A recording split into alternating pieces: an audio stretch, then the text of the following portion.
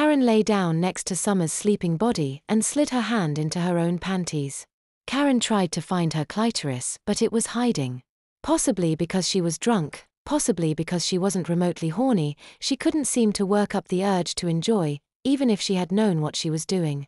So Karen laid there and stared at Summer sleeping next to her. She remembered the night when Summer wet her sleeping bag. She kept picturing Summer standing there with wet pajama bottoms, and the thought of the wetness finally turned her on. And then Karen masturbated for the first time. The next night, this time by herself, Karen masturbated again to the thought of Summer wetting her sleeping bag.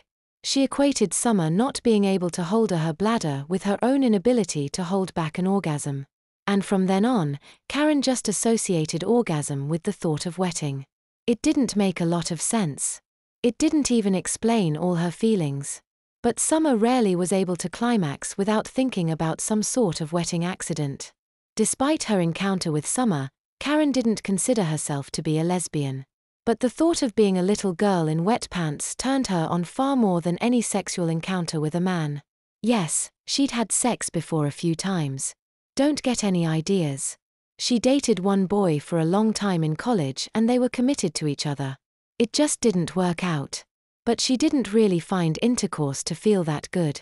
In fact, the only time she really orgasmed from sex was one time when she started on the pill and her boyfriend didn't wear a condom. After sex, she felt the sperm running down her leg and it really turned her on.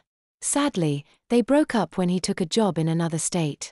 So part of Karen's love of diapers and wetting was sexual, but part of it wasn't.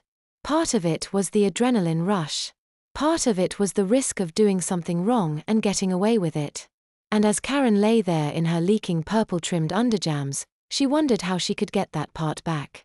How could she feel the risk she once felt when she first wore a diaper in public? Where was the adrenaline rush?